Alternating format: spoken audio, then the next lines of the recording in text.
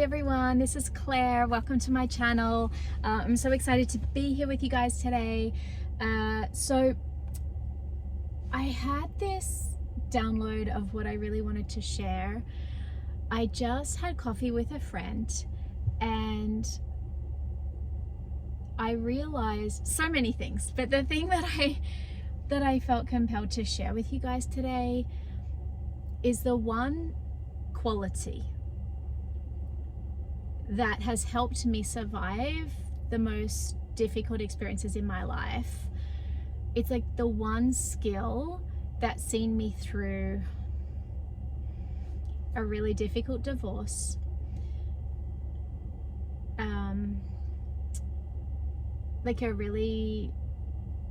like a lot of isolation, feeling isolated. It got me through like a really difficult legal case with a romance scammer, would you believe it? So there's been like a lot of hurdles that I've overcome in this lifetime, and this one skill I wanted to share with you because I'm sure you have this too, and I wanted to acknowledge you for it because not everybody has this quality, and if you're watching this, you probably have it and you probably take it for granted. But I wanted to acknowledge you for your resourcefulness.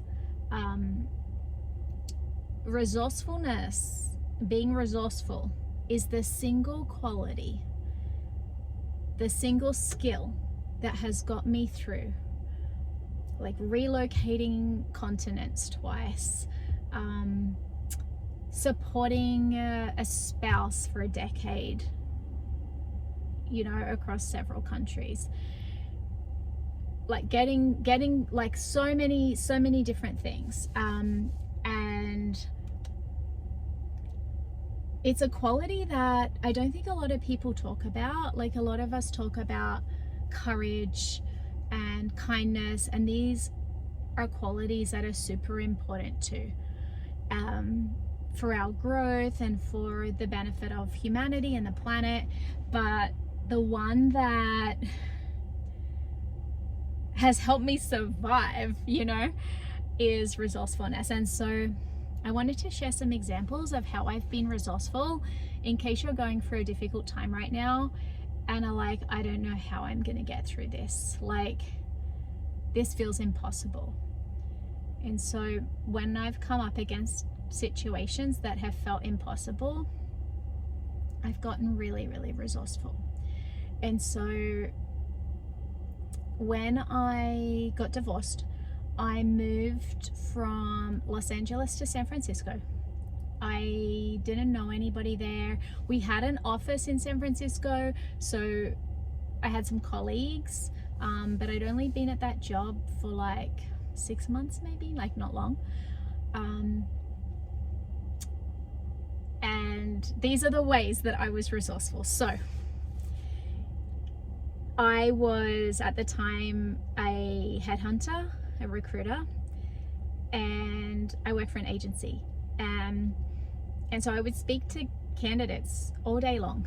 And I had one candidate, and she was a director of engineering. And she said, Claire, if you find me a job, I'll find you an apartment. So this is right before I moved.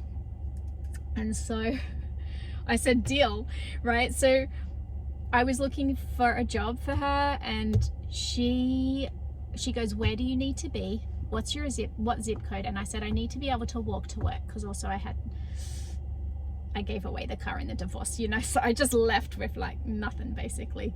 And I needed to be able to walk from where I lived in Russian Hill in San Francisco to the financial district downtown. So she starts looking, and she sent me 3 places. The next day, or maybe that afternoon, I arranged to go and see all 3, looked at all 3 places, and then decided on one, and the following day went and put down a deposit. So I was share housing, so I just had to give a deposit. So I outsourced I outsourced that job. And sometimes when we're going through a transition, we're going through big things, they can feel overwhelming. And And I didn't end up finding this person a job, but I was trying, you know. So don't get caught up in the details. Like, everybody's doing their best effort, you know. So, but we're still friends. Like, she's a really incredible woman, and I'm forever grateful that she literally got on Craigslist and was like boom boom boom boom, just like emailing me stuff. And like, it helped me so much because I had so much going on. I was in a high pressure sales job. I had to keep, you know, I had to keep billing, or was working through this separate, like, divorce. Like, there was a lot. So okay, that's the first thing I outsourced. So this is an element of being resourceful. So January 4th, I think it was 2019, I relocate to San Francisco with 2 suitcases and got a little room in this share house with no window. I mean, it was so tiny, you could just like trip over the bed and you walk through the door. But honestly, I was so happy because it was like my space and nobody could come into it. And then I was like, you know, if you've been through a divorce, like, it's literally like probably the most, it feels like chopping off a limb. It's like I chopped off my left arm.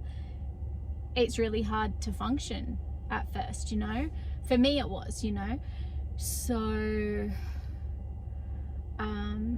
I was like, okay, I need some support. So what I did is I ended up building a team to get me through this difficult part of my life. I had a Reiki healer, and she was in LA and I was now in San Francisco. So I signed up to her program. So every 2 weeks I had somewhere to be on Zoom, and I would show up and she would do like a guided meditation, and everybody would get to share some stuff. And like, it was really nice to have somewhere to show up to.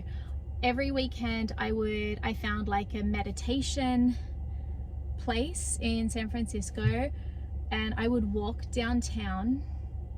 It was a bit sketchy actually. I had to walk through some shady areas, but I just walked very quickly, like focus straight ahead.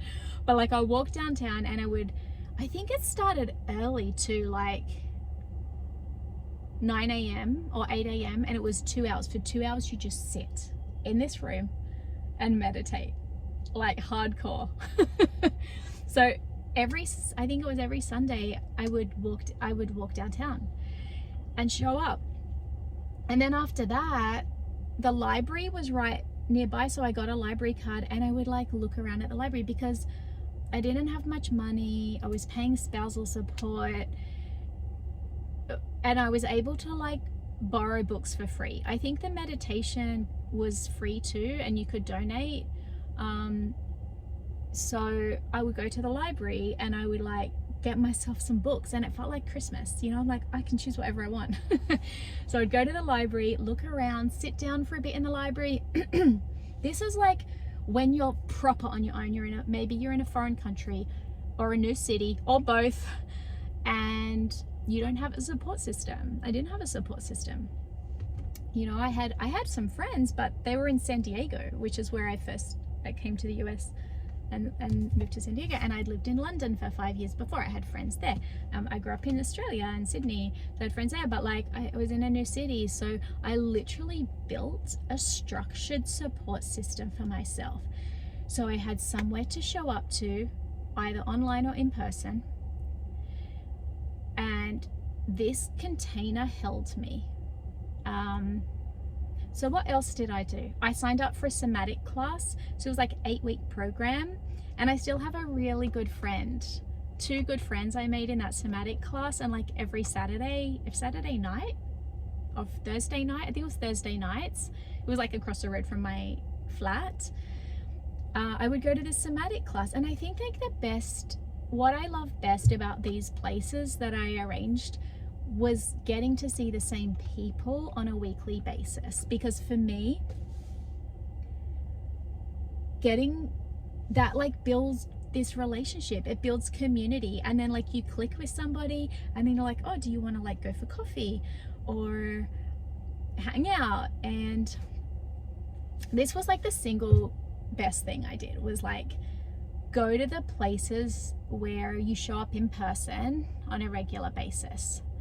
I also started working. So when I was trying to decide whether to leave my marriage, I mean, I was so done, but I was still like, I was so done, but I found this article online he's a Taoist in Hawaii, and I was like, oh, maybe this guy can save my marriage. And it was really, really interesting. So, and I was like, I kind of hope he can't, but I should try, right? It was just such a funny place to be in, this really, really, really, really tricky place to be in when you're deciding whether to leave or stay in a marriage, right? Because it is sacred and it's a very big decision. Anyway, so I ended up setting up a call with this fellow, and within 5 minutes of talking to him, he was like, it's over. And I was like, oh, thank God. I was like, thank God. I said, I was so worried you were going to say, I can help you fix it. So I ended up working with him for 6 years after that. So I think I had the conversation with him in November, filed for divorce in December. But it wasn't just him that helped me come to that decision. I had a Reiki healer too in LA who gave me a practice. She goes, do this practice every day, and in 21 days you'll have your answer. And I think I did the practice for like 3 days, and I kind of was like, yeah, I know. So she gave me a tool to come to the decision myself. Okay, so these people kind of were part of my journey before I moved to San Francisco, and then when I moved to San Francisco, I would have weekly calls with this fellow in Hawaii, and he was my rock. Like, he was the person who I consider family now, and I worked with him right up to 2 years ago. So like end of 2018, 19, 20, 1, 2, 3, yeah, for like 6 years. I have had a few like calls with him since, but on a regular basis.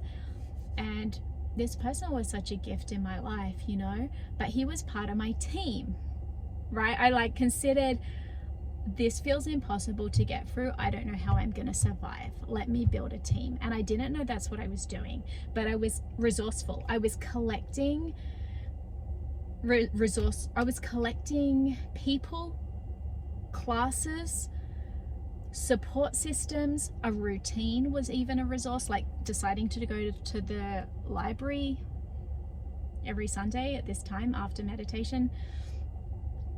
All of these things were resources that I brought into my life to support myself through this really difficult phase. And I mean, it was still horrific. Like, it's still emotionally rough. And I mean, not for everybody. Some people maybe can go through this in a gentle, loving, relaxed way. So I don't want to scare anybody, but I'm just saying, like, this applies to literally anything. And I'll give you like another example, but I'm trying to think if there was anything else I did. Like, so I had the Reiki healer, the Taoist / relationship coach, the meditation group, the somatic group, the library. Those were 5 things that I was doing at the same time.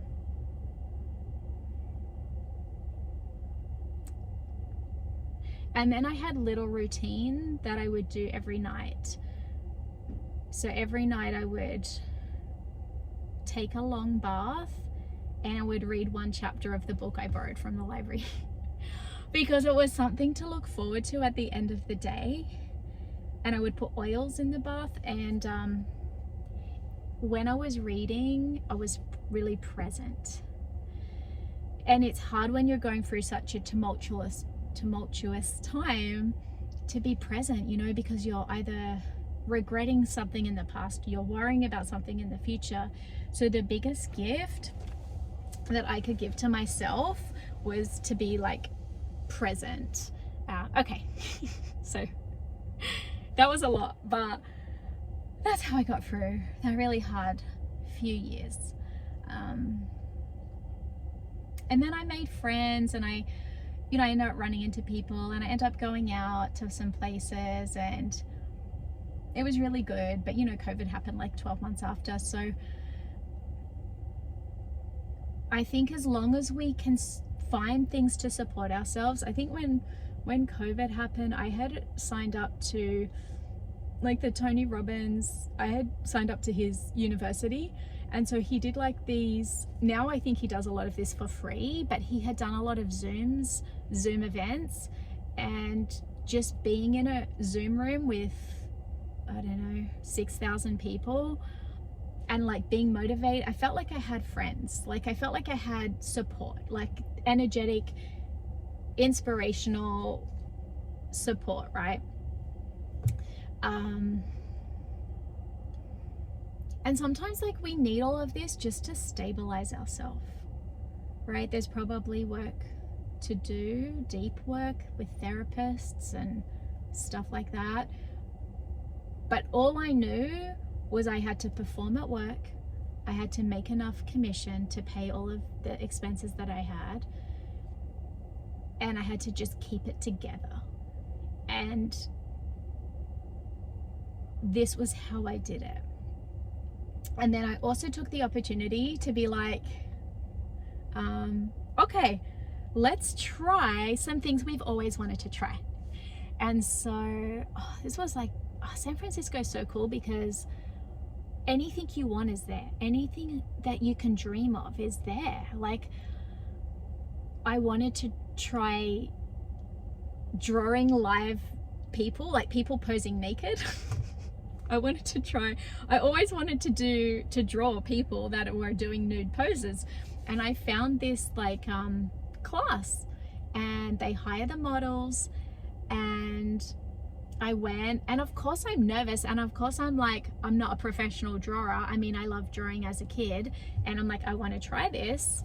And sometimes I do oil pastels, but you know, I'm going into a room to draw a live model, and I'm not a great drawer. I draw animals usually, not people. But I went, and I sat next to this woman with like amazing curly hair and like a big personality, and she lent me her eraser and we got chatting, and I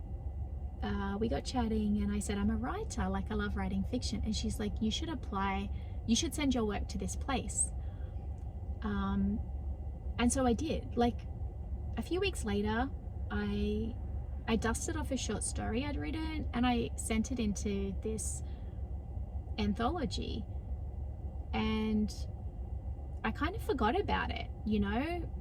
And then I was walking home from work. I just had a very difficult text conversation with my ex. I think about paying his medical insurance, something where I was like, oh my God, this is almost impossible, like, to deal with.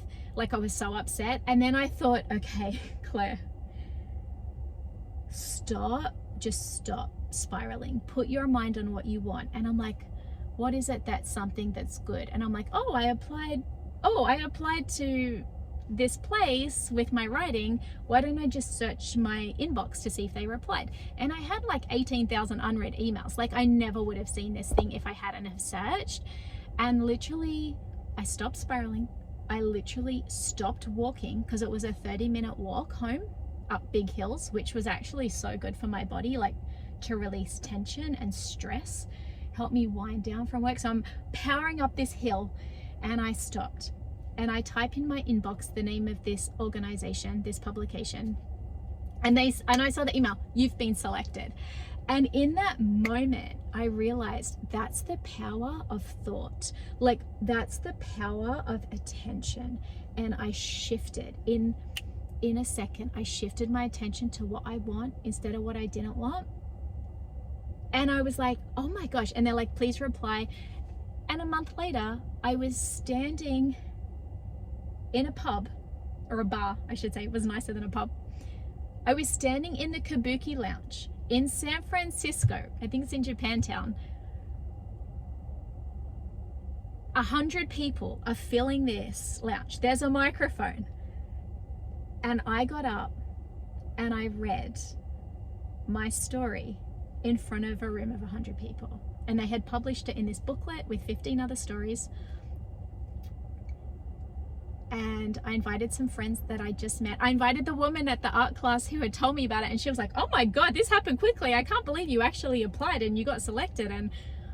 And it's just like, stuff just manifests, like when we just take the chance. I'm like, I'm going to try this, and then I'm actually going to follow up. I invited some another young couple from Germany I had met at Starbucks. So, and my flatmate, she recorded it for me, and it was really cool. And I got up to read in the Kabuki lounge. And I thought, oh, this will be easy. I love talking to people. And literally I walked up to the microphone and suddenly I couldn't feel my legs. Like they just became numb, like jelly. And I thought, oh my God, I'm gonna like collapse. I'm gonna fall over. And then my next thought was, oh well, just start reading. I thought, I'll just let myself fall. I mean, what else can I do? Like if I can't feel my legs and they collapse, fine. And I started reading and I was a bit nervous, and then I thought, breathe and feel the words that you're reading. Like feel what you're saying. And as soon as I did that, I got the audience. The audience then connected with me, right? Because it wasn't just in my head. Okay, so these are all the gems, the gifts that happened from going, oh yeah, I'd love to try live drawing. I would love to I'd love to get published in an anthology. I would love, and it all happened because I was building a structure for myself. I was building my resources. And I had a team, you know, I felt supported. I created a system and a team to support myself. And I think that's really important. And when we're being really kind to ourselves, we want to support ourselves, you know, we want to give ourselves that comfort, and it's also encouraging. And then I did other things in San Francisco. I don't know if this was right away or if I did it a bit later. I think I did it, no, I must have done it pretty quickly, because as soon as COVID happened, we couldn't do this. So the other thing I did was I joined this company. I'm trying to remember what they're called, but the Writers Studio, and they had live classes in San Francisco. And so once a week after work, I would walk to the place, sit in a room of 10 writers, and they would give us assignments, and we would write something and then read our work to the room. And so what I learned about myself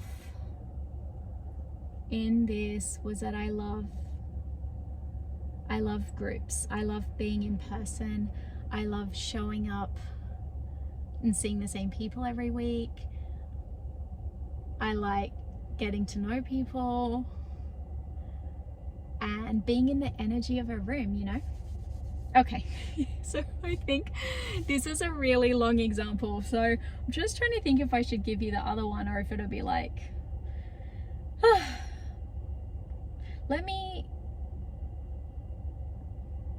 trying to think if the other one's,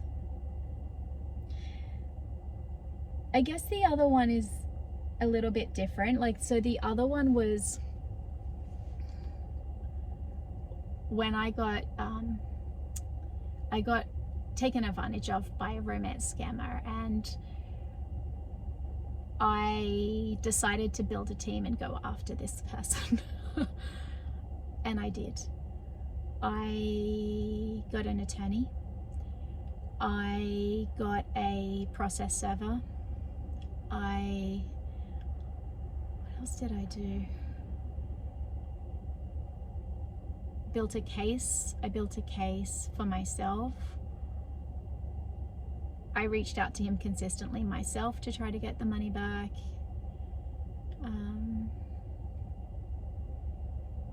I think they were the main things, but I really took control of that situation, and I had to call like 7 attorneys before someone would take the case, because they called it like a girlfriend boyfriend case. They were like, it's a he said she said. But I just kept calling until I found an attorney that would work with me. Oh, and then I found a debt collector. I called a bunch of debt collectors once I got a judgment to help me get the money back. And even though she only usually took really massive cases, she said she would help me. And so I think a lot of that is not just resourcefulness, but it's also thinking you're worth it, you know, knowing you're worth it, and knowing that you deserve to fight for yourself, and you deserve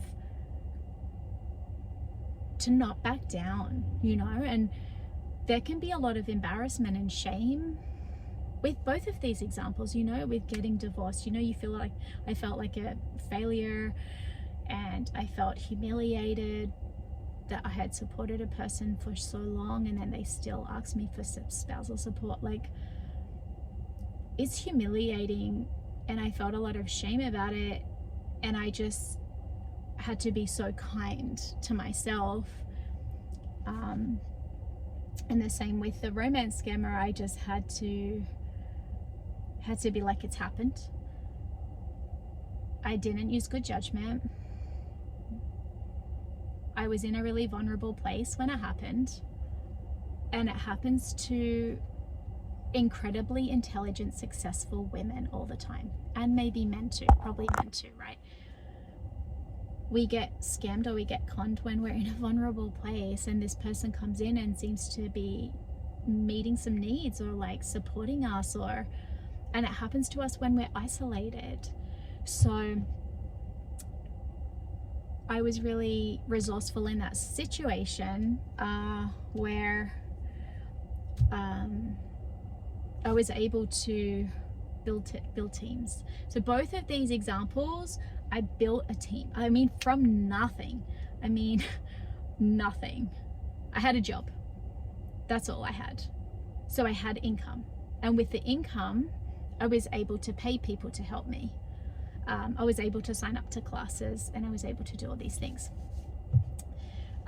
Now I'm an entrepreneur. So now my resourcefulness is going into building a business and exploring my gifts. And so investing a lot in myself and learning new skills and learning about marketing and creativity and lots of different things. So I think it depends where you're at on your journey and what you need support with, you know. And we never know where we're going to get nuggets of wisdom from. And if you're in a position where you're like, Claire, I have no money to spend, like I have zero, then go on YouTube, because YouTube has some incredible speakers. They have some incredible people that will share some wisdom. And with that nugget, if you find something that resonates, you can be like, I'm running with this. Like, oh my God, I love that mindset. I'm going to adopt this for a month and see if it changes my life. Or I love that technique that they're using, you know, or I would really love to try whatever, or this skill or that skill. So I hope that this video brought you some inspiration and some comfort in knowing that no matter your situation, no matter how obvious in like the real world you feel alone, that you have what it takes to build a support system to carry you through difficult times. You're intelligent, you're driven, you have incredible will. If you're still with me, I'm sure you've survived a lot, and I'm sure you've got yourself through it. You're here. And it's also to give you hope, you know, that it gets better. that no matter how bad the situation, it's just a moment in time. The right people will show up, the right opportunities will show up.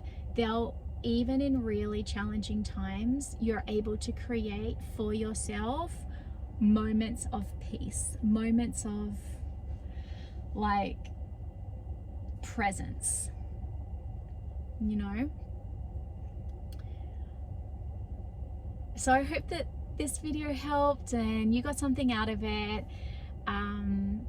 Please like and subscribe if it was valuable to you, and sending you so much love. You've got this. Until the next one. Bye bye.